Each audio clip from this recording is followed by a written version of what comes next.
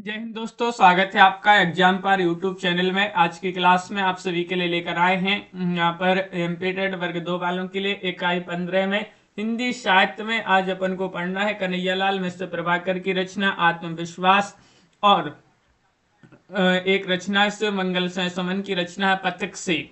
इनसे संबंधित आज अपन यहाँ पर क्वेश्चन आंसर पढ़ेंगे, तो वीडियो को लाइक और चैनल को सब्सक्राइब अवश्य कर लीजिएगा। रोज आप सभी के लिए क्लास सुबह 9:10 पर आपके लिए क्लास लाई जाती है और महत्वपूर्ण क्वेश्चन आंसर आप सभी के लिए यहाँ पर करवाए जाते हैं।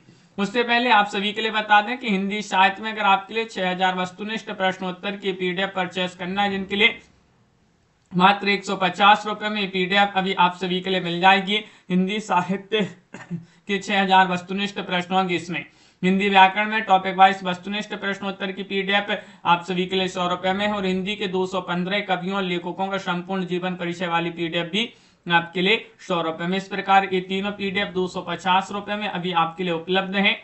आपके लिए 9399553966 पर संपर्क करना है। और आप सभी के लिए बता दें कि जो अपनी इकाई 11 से 19 तक की जो पीडीएफ तैयार हो रही थी वो अब पीडीएफ तैयार हो चुकी है, जिनके लिए मंगवाना है मात्र 200 रुपए में। ये जो है वस्तुनिष्ठ प्रश्नोत्तर की पीडीएफ कहीं कहीं आपके लिए इस प्रकार के जो है क्वेश्चन भी मिल जाएंगे, जैसे कि यहाँ पर ये दिए गए हैं वन लाइनर भी क्वेश्चन मिलेंगे। ये 200 रुपए की पीडीएफ है। इसमें आपके जो है इकाई 11 से 19 तक की ये सभी जो है जितने भी आपकी 51 रचनाएं उनसे संबंधित आपके क्वेश्चन यहाँ पर लेकर आए हैं।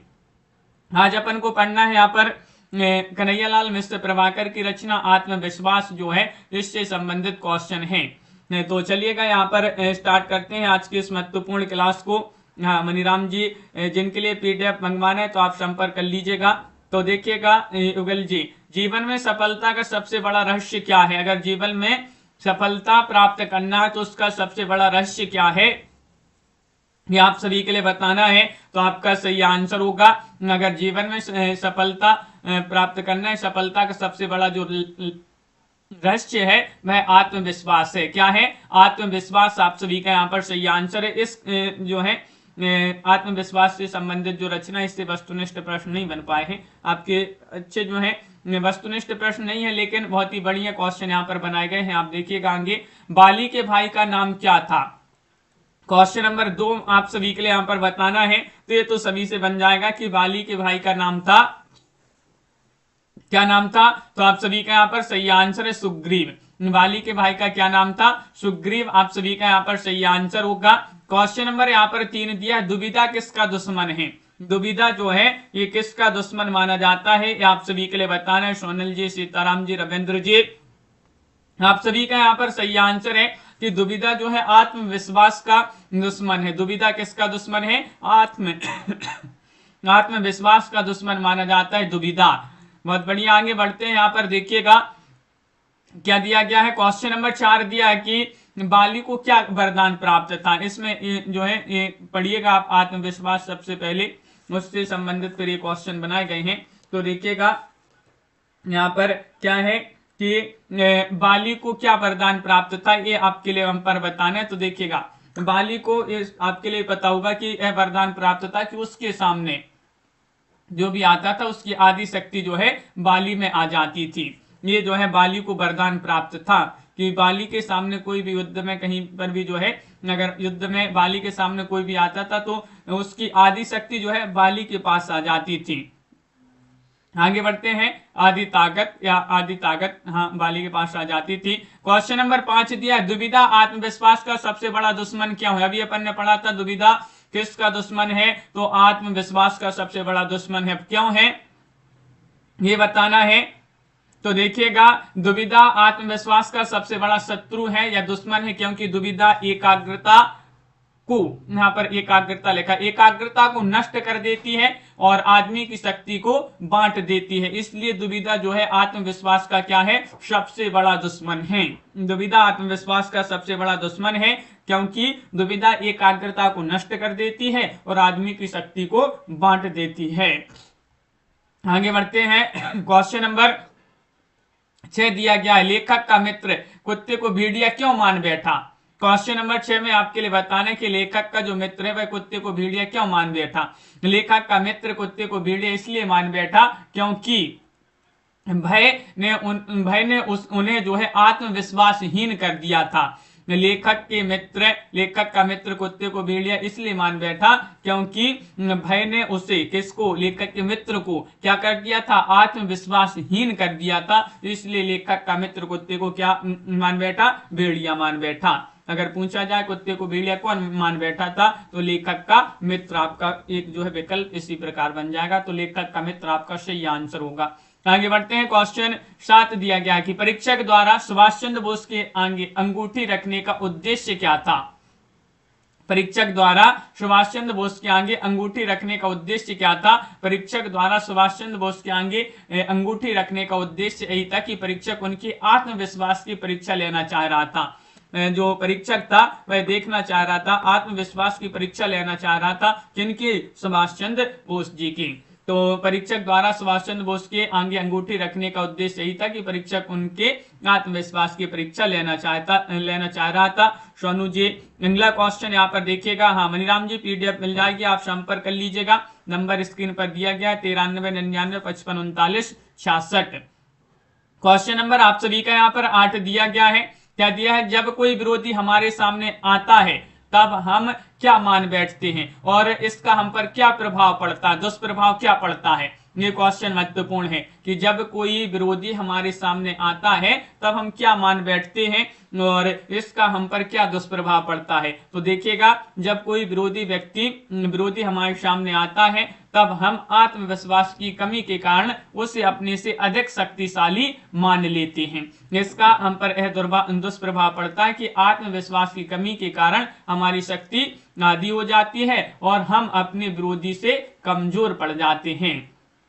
तो जब कोई विरोधी हमारे सामने आता है तब हम क्या मान बैठते हैं, तब हम जो है विरोधी सामने आता है तब हम अपने आत्मविश्वास की कमी के कारण उसे क्या मान बैठते हैं, अधिक शक्तिशाली मान लेते हैं, अधिक शक्तिशाली मान लेते हैं। और इसका दुष्प्रभाव जो है पड़ता है हमारे जीवन पर, क्या पड़ता है कि हमारे आत्मविश्वास की कमी आ जाती है हमारे अंदर, हमारी शक्ति जो है आधी हो जाती है और हम अपने विरोधी से क्या हो जाते हैं, कमजोर पड़ जाते हैं। यही जो है, जब कोई विरोधी हमारे सामने आता है तब हम क्या मान बैठते हैं, उसे अधिक शक्तिशाली मान लेते हैं। आगे बढ़ते हैं। क्वेश्चन नंबर 9 यहाँ पर देखिएगा। 9वां क्वेश्चन है कि कृष्ण ने महाभारत में सर्वोत्तम काम क्या किया है।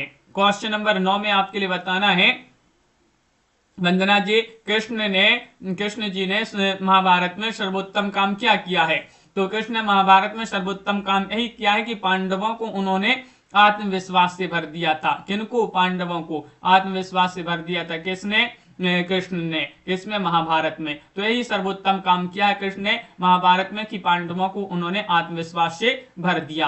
क्वेश्चन यहाँ पर 10 दिया है। लेखक हेलेन केलर का उदाहरण देकर क्या समझाना चाह रहा है। लेखक हेलेन केलर का उदाहरण देकर क्या समझाना चाह रहा है। तो लेखक यहाँ पर यह समझाना चाह रहा है कि जीवन में हार पर शोक मनाते रहने के बजाय पूर्ण आत्मविश्वास के साथ हमें दूसरे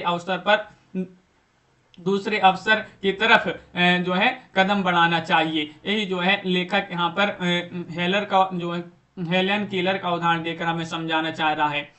लेखक हेलेन केलर का उदाहरण देकर हमें यही समझाना चाह रहा है कि हमारे जीवन में हार पर शोक मनाते रहने के बजाय पूर्ण विश्वास के साथ हमें दूसरे अवसर की तरफ कदम बढ़ाना चाहिए, ना कि शोक जो है मनाते रहना चाहिए। शोक नहीं मनाते रहना चाहिए, पूर्ण विश्वास जो है शोक मनाने की जगह पूर्ण विश्वास के साथ हमें दूसरे अवसर की तरफ जो है कदम बढ़ाना चाहिए। लेखक ने जीवन को युद्ध क्यों माना है और इसमें जीत किसके हाथ लगती है, ये क्वेश्चन भी महत्वपूर्ण है। लेखक ने जीवन को युद्ध इसलिए माना है क्योंकि जीवन विभिन्न चुनौतियों से भरा पड़ा है और हमें उन चुनौतियों को पार करके लड़कर ही अपने लक्ष्य की तरफ बढ़ना है, जो अपनी संपूर्ण शक्ति के साथ आगे बढ़ता है और जिनमें खतरों से खेलने का साहस होता है, जीत जो है उसी के हाथ लगती है। यहाँ पर जीत लिखा है तो जीत उसी के हाथ लगती है।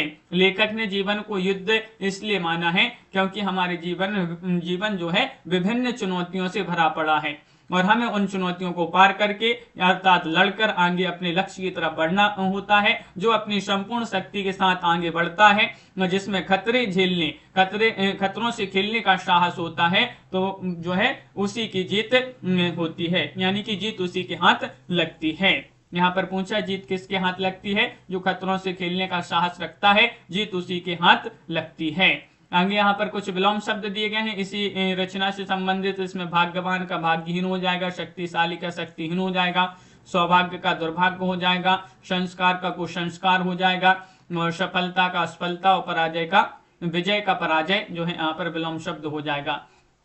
अभी अपन क्या पढ़ रहे थे? अभी अपन आत्मविश्वास, कन्हैयालाल मिश्र प्रभाकर की रचना आत्मविश्वास को पढ़ रहे थे। अब आगे अपन पढ़ेंगे, यहाँ पर रचना है, देखिएगा यहाँ पर इनका जीवन परिचय भी दिया है, अभी अपन पढ़ेंगे आखिरी में। शिवमंगल से सुमन, पथिक से ये रचना जो है महत्वपूर्ण है। शिवमंगल से सुमन, इस रचना से बहुत ही जो है बड़ी मुश्किल से क्वेश्चन बन पाए हैं। पथिक जो रचना है शिवमंगल से सुमन की, देखिएगा। पथ में कांटे तो होंगे ही, इस पंक्ति में कांटे शब्द का अर्थ क्या है स्पष्ट करना है, अर्थ क्या है यहाँ पर, तो देखिएगा मनीराम जी, सोनल जी। पथ में कांटे तो होंगे ही, इस पंक्ति में कांटे शब्द का अर्थ है कि कांटे शब्द का अर्थ बाधाओं से है। किससे है? आपका विकल्प में आ जाएगा एक विकल्प, बाधा। तो बाधाओं से जो है यहाँ पर कांटे शब्द का अर्थ होगा कर्तव्य निर्वाह करना कठिनाइयों से भरा होता है। तो कांटे शब्द का अर्थ बाधाओं से है, कर्तव्य निर्वाह करना कठिनाइयों से भरा होता है। क्वेश्चन नंबर 2 यहाँ पर दिया गया, स्वतंत्रता की ज्वाला में मां आहुति की मांग कर रही है। मां शब्द के प्रयोग द्वारा यहाँ किस मां की ओर संकेत किया गया है? तो यहाँ पर किस मां की ओर संकेत किया गया है? यहाँ पर मां शब्द के प्रयोग से भारत मां की ओर संकेत किया गया है। आपका विकल्प में आएगा भारत मां, तो भारत मां आपका यहाँ पर सही आंसर होगा। क्वेश्चन नंबर आप सभी का यहाँ पर 3 दिया गया है। निम्नलिखित पंक्तियों को पढ़कर प्रयुक्त अलंकार पहचानना है, जैसे कि जब कठिन कर्म पगडंडी पर राही का मन उन्मन होगा। तो इसमें कौन सा अलंकार होगा कि जब कठिन कर्म पगडंडी पर राही का मन उन्मन होगा? तो इसमें आपका अनुप्रास अलंकार होगा। कौन सा अलंकार है? अनुप्रास अलंकार। क्वेश्चन नंबर 2 दिया है, मानो झूम रही है तरु भी मंद पवन की झोंकों से। तो इसमें कौन सा अलंकार होगा? मानो झूम रही है तरु भी मंद पवन की झोंकों से। तो इसमें आपका इस पंक्ति में उत्प्रेक्ष अलंकार होगा। कौन सा अलंकार है? उत्प्रेक्ष अलंकार। क्वेश्चन नंबर 3 दिया गया है कि जीवन पथ पर चलते हुए पथिक को किन बाधाओं का सामना करना पड़ता है? कविता के आधार पर आपके लिए यहाँ पर बाधाएं बताना है। तो देखिएगा, जीवन पथ पर चलते हुए पथिक को कौन सी बाधाओं का सामना करना पड़ता है? तो जीवन रूपी मार्ग पर मनु रूपी राहगीर को आगे बढ़ता है तो अनेक बाधाएं जो है आकर घेर लेती हैं। मनुष्य सोचता है कि वह सफलता ही प्राप्त करता जाएगा, विफलता उसके समक्ष आएगी ही नहीं। ऐसा सोचना उसकी क्या है? मूर्खता है। विफलता भी आ सकती है। इन विफलता यानी कि कठिनाई के समय में अपने भी पराये जैसा यानी कि अपरिचित जैसा व्यवहार करते हैं, अपने भी कैसे पराये जैसा व्यवहार करते हैं। मन में दुविधा आ सकती है, यही दुविधा निराशा को जन्म देती है और आशा को काले बादलों में छिपा लेती है। आपत्ति काल में अकेला व्यक्ति व्याकुल हो सकता है। कविता में जो है कवि ने 3 बाधाओं को दर्शाया। कौन कौन सी वह 3 बाधाएं हैं? निराशा में डूबे हुए व्यक्ति का एकाकीपन, देह प्राप्ति में उलझन कि कार्य शुरू किया जाए या नहीं, और अपनी क्षमताओं पर विश्वास असमंजस यानी कि दुविधा की स्थिति बन जाना है। यही जो है यहाँ पर बताया गया है। जीवन पथ पर चलते हुए पथिक को किन बाधाओं का सामना करना पड़ता है यहाँ पर? तो जीवन रूपी मार्ग पर मनु रूपी राहगीर जो है आगे बढ़ता है तो अनेक बाधाएं आकर घेर लेती हैं। मनुष्य सोचता है कि वह सफलता ही प्राप्त करता जाएगा, विफलता उसके समक्ष नहीं आएगी। ऐसा सोचना उसकी मूर्खता है। विफलता भी आ सकती है और इन विफलताओं में कठिनाई के समय अपने भी क्या हो जाते हैं? पराये जैसे अपरिचित जैसे व्यवहार करते हैं। मन में दुविधा आ सकती है, यही दुविधा निराशा को जन्म देती है। आशा को काले बादलों में जो है छिपा लेती है और आपत्ति काल में अकेला व्यक्ति कैसा हो जाता है? व्याकुल हो जाता है। आगे क्वेश्चन क्या दिया गया है यहाँ पर देखिएगा। क्वेश्चन नंबर 4 है, किस स्थिति में कदम कदम पर मनुष्य अपने आप को घोर निराशा में देखता है? किस स्थिति में? ममता जी, पारो जी। तो देखिए, मनुष्य जब सब प्रकार से अपने प्रयास करने पर विफल हो जाता है तब उसे उस स्थिति में भी उसे अपने कर्तव्य से विमुख नहीं हो जाना चाहिए। उसे असफलता की घड़ी में हर एक आदमी पराया सा लगता है और उसके सामने पूर्णतः विरोधी होकर सामने दिखाई पड़ता है। उसे कदम कदम पर भारी निराशा होती है, कठिनाई के काले बादल छा जाते हैं और उस अवस्था में उसे अकेलापन अनुभव होता है और उस व्यक्ति में निराशा और हताशा दोनों स्थितियां उसे क्लेश पहुंचाने वाली होती हैं। तो यही जो है कि किस स्थिति में कदम कदम पर मनुष्य अपने आप को घोर निराशा में देखता है। तो कठिनाई के जो है जब देखिए मनुष्य जब सब प्रकार से अपने प्रयास में कैसा हो जाता है, विफल हो जाता है, तब उसे जो है अपने कर्तव्य से विमुख हो जाना चाहिए। उस स्थिति में तो उस असफलता की घड़ी जो है घड़ी में हर एक आदमी उसे कैसा लगता है, जब कोई व्यक्ति विफल हो रहा है, सफलता नहीं प्राप्त हो रही है, तो उसे हर व्यक्ति कैसा लगता है, पराया लगता है और उसके सामने कोई भी हो उसे जो है विरोधी दिखाई पड़ता है। विरोधी जो है उसके सामने कोई भी खड़ा हो तो उसे विरोधी जैसा दिखाई देता है। उसे कदम कदम पर भारी निराशा होती है, कठिनाइयों के काले बादल छा जाते हैं और ऐसी अवस्था में उसे जो है अकेलेपन का अनुभव होता है और उस व्यक्ति में निराशा हताशा दोनों स्थितियां उसे जो है क्लेश पहुंचाने लगती हैं। सुंदरता की मृग तृष्णा का क्या तात्पर्य है? सुंदरता की मृग तृष्णा का तात्पर्य क्या है? किसी भी उद्देश्य को प्राप्त करने के लिए मनुष्य को निश्चित उपायों के माध्यम से अपने लक्ष्य यानी कि मंजिल तक पहुंचना होता है, परंतु उस व्यक्ति को यह भी ध्यान रखना चाहिए कि उस मार्ग पर कांटे रूपी रुकावटें भी होंगी। साथ ही कभी कभी कोमल घास के दलों से पूर्ण सुखदायी मार्ग होगा, नदियां और तालाब तथा झरने भी होंगे। उस सौंदर्य की मृग तृष्णा उस पथिक को भ्रम में डाल देने वाली होती है। सौंदर्य की मृग तृष्णा में आनंद और जीवन की सफलता महसूस करना उसे भ्रमित कर सकता है। इसी भ्रम से पथिक अपने कर्तव्य पथ को छोड़ उत्तरदायित्व की निर्वाह करने से क्या हो जाता है, विमुख हो जाता है। तो यही बताया गया है कि सुंदरता की मृग तृष्णा का यहाँ पर क्या तात्पर्य है। किसी भी उद्देश्य को प्राप्त करने के लिए आदमी को निश्चित उपायों के माध्यम से अपनी मंजिल या लक्ष्य तक पहुंचना होता है, परंतु उस व्यक्ति को यह भी ध्यान रखना चाहिए कि उस मार्ग पर कांटे रूपी रुकावटें भी होंगी। साथ ही कभी कभी कोमल घास के दलों से पूर्ण सुखदायी मार्ग भी होगा उसका, और नदियां और तालाब झरने भी होंगी उस मार्ग में उसके लिए। उस सौंदर्य की मृग तृष्णा उस पथिक को क्या कर देती है, भ्रम में डाल देती है। सौंदर्य की मृग तृष्णा में आनंद और जीवन की सफलता महसूस करना उसे भ्रमित कर सकता है। इसी भ्रम से पथिक अपने कर्तव्य पथ को छोड़ उत्तरदायित्व के निर्वाह करने से विमुख हो जाता है। कवि के अनुसार पथिक के सामने कब असमंजस की स्थिति उत्पन्न हो जाती है? कवि के अनुसार पथिक के सामने कब असमंजस की स्थिति उत्पन्न हो जाती है? कवि का मत है कि मातृभूमि की आजादी के लिए अनेक राष्ट्रभक्तों ने स्वयं का बलिदान फांसी के तख्ते पर झूल कर दे दिया। उस आजादी को प्राप्त तो कर लिया, परंतु उसकी रक्षा के लिए मातृभूमि अपने राष्ट्रभक्तों से आहुति की मांग कर रही है। इस स्वतंत्रता की ज्वाला में अपने महात्याग के पथ पर चलते हुए असमंजस यानी कि दुविधा की स्थिति उत्पन्न होने देता है। नहीं तो हे पथिक, तू अपने कर्तव्य पथ को भूल जाएगा।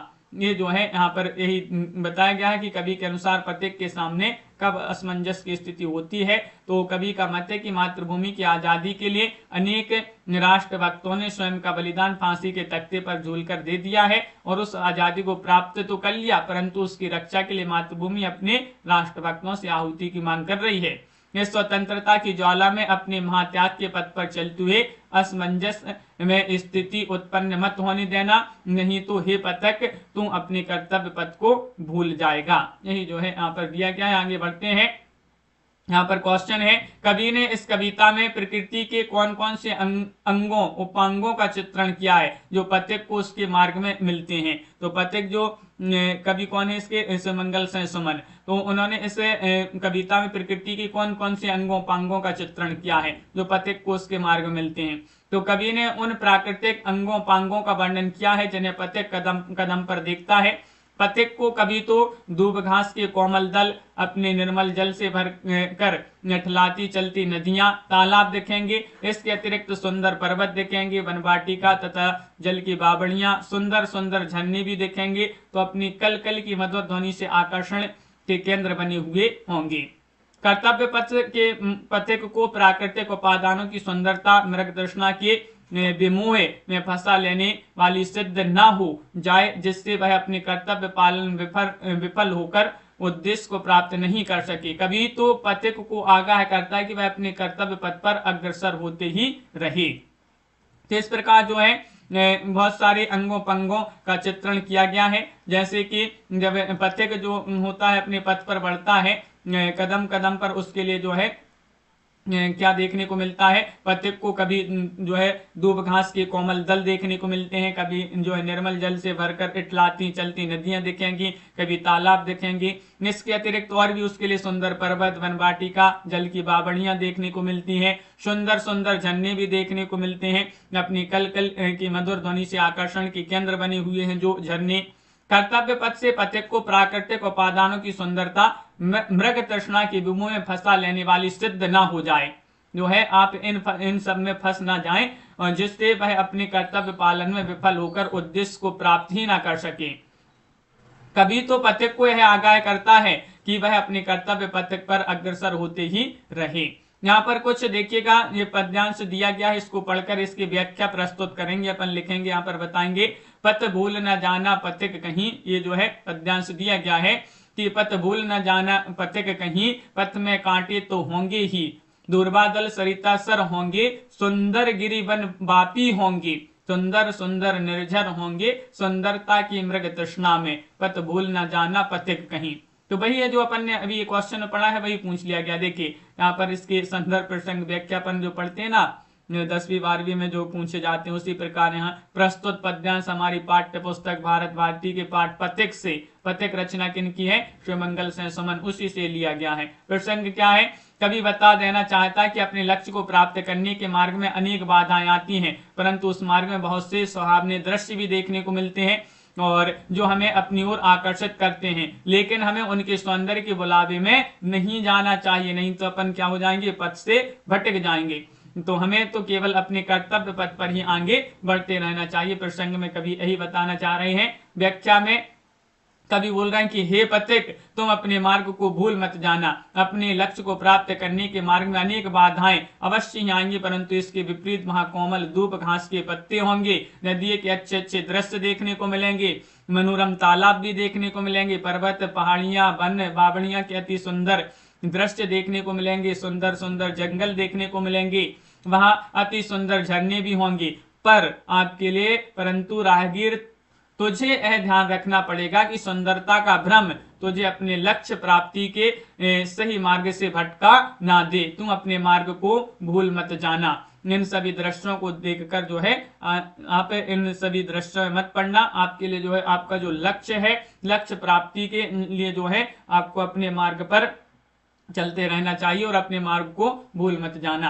आगे बढ़ते हैं तो यहाँ पर क्वेश्चन आपका दिया गया, शिवमंगल सेन सुमन जी जो है इनका जन्म कब हुआ है, इन्हीं की रचना है पथिक से, पथिक से रचना के रचनाकार शिवमंगल सेन सुमन, और इनका जन्म कब हुआ है। क्वेश्चन नंबर 1 में सही आंसर बताना है, क्या होगा सही आंसर। जो अतिथि शिक्षक है उनके लिए तो ये सारी रचनाएं जो है, कहानियां, कविता, उपन्यास, ये तो सभी रट गए होंगे, क्योंकि वो रोज पढ़ा रहे होंगे स्कूल में, उनके लिए ये जो है सही होगा। तो शिवमंगल सेन सुमन का जन्म 1916 में हुआ था, डी वाला विकल्प आपका सही आंसर है। शिवमंगल सेन सुमन को किस रचना के लिए साहित्य अकादमी पुरस्कार से सम्मानित किया गया है। क्वेश्चन नंबर 2 में हिल्लोल, जीवन के गान, वाणी की व्यथा, मिट्टी की बारात, बताइए। हाँ, संजय स्टडी विद फन, आप सभी का यहाँ पर सही आंसर क्या होगा बताइए। शिवमंगल सेन सुमन को किस रचना के लिए साहित्य अकादमी पुरस्कार मिला है, मिट्टी की बारात। अगला क्वेश्चन यहाँ पर दिया गया, शिवमंगल सेन सुमन को साहित्य अकादमी पुरस्कार कब मिला है। अब ऐसा नहीं है कि पथिक रचना पूछा है तो शिवमंगल सेन सुमन से ना पूछे जाए क्वेश्चन, क्यों नहीं पूछे जा सकते हैं, पूछे जा सकते हैं, क्योंकि इनके लिए जो पुरस्कार मिले हैं उनसे संबंधित उनकी और भी रचनाएं पूछ ली जा सकती हैं। पथिक से तो पूछे ही जाएंगे, लेकिन उसके रचनाकार से भी और भी क्वेश्चन बन सकते हैं। शिवमंगल सेन सुमन को मिट्टी की बारात रचना के लिए 1974 में साहित्य अकादमी पुरस्कार मिला है, डी वाला विकल्प जो है सही आंसर होगा। शिवमंगल सेन सुमन को देव पुरस्कार कब दिया गया है, क्वेश्चन नंबर 4 में आप सभी का यहाँ पर क्या होगा सही आंसर बताइएगा। शिवमंगल सेन सुमन को देव पुरस्कार से कब सम्मानित किया गया। क्वेश्चन नंबर 4 में आप सभी का यहाँ पर सही आंसर है 1958 में। विकल्प आप सभी का यहाँ पर सी वाला विकल्प जो है वह आप सभी का यहाँ पर सही आंसर है 1958 आपका सही आंसर होगा। शिवमंगल साय सुमन को सोवियत लैंड नेहरू पुरस्कार कब दिया गया? क्वेश्चन नंबर 5 में 1956 में, 1948, 1978, 1974 में। प्राय पंची आप सभी का यहाँ पर सही आंसर है